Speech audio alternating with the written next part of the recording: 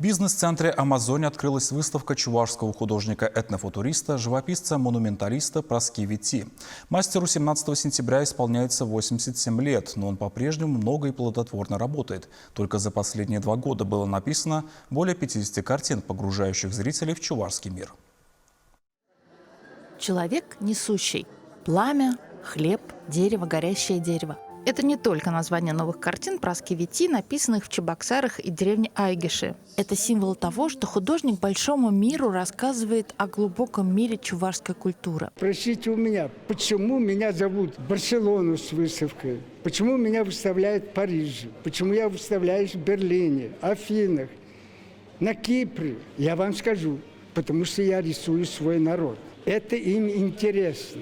На открытии Виталий Петрович признался, что по-прежнему устремлен на выработку канонического образа, цветового строя работы, тематических предпочтений в композициях, адекватных внутренней сущности нашей культуры. При этом его интересует поэзия, особенно русский авангард и чувашские строфы. Не самое обычное пространство для вернисажа у мастера, открытого для всего нового, вызвало интерес. Я вышел из деревенского дома, 8 человек, и спал. У меня даже постели не было. Я спал на фуфане, на чем попало, на валенках или чего.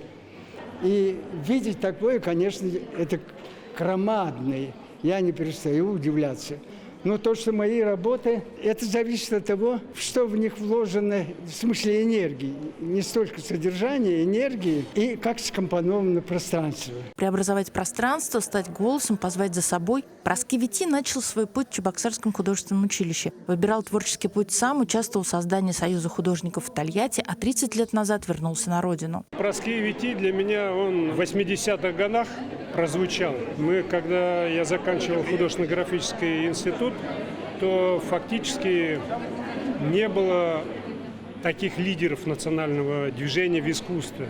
Я сам для себя пытался, опираясь на опыт Метова, пытался что-то идти. Но когда он приехал, я понял, что есть люди, художники, которые не просто мечтают, а уже доказали, что можно создать чисто чувашское искусство, которое в мировом искусстве будет иметь свой вес. Для молодого поколения Праске Вити стал ближе. Коллекции футболок с принтами и автографами расхватывают. Картины становятся обложками музыкальных альбомов нового поколения музыкантов, сохраняющих чувашскую музыку, но слышащих ее по-новому. На открытии выставки группа дивы Ethno Future Sound выступила с концертом и выразила благодарность Виталию Петровичу за создание полотна «Чувашская песня» и за возможность использовать ее в качестве обложки к последнему музыкальному альбому. Кстати, после первого знакомства с творчеством музыкантов из Москвы художник воспроизвел и проиллюстрировал нотный текст одной из песен Гавриила Федорова, известного собирателя чувашского фольклора, а на вернисаже подарил свою картину группе. Выставка «Новые работы 2002-2003 годов» продлится до 8 октября. Анна Филиппова, Марина Корягина, Андрей Шоклев, Вести Чувашия.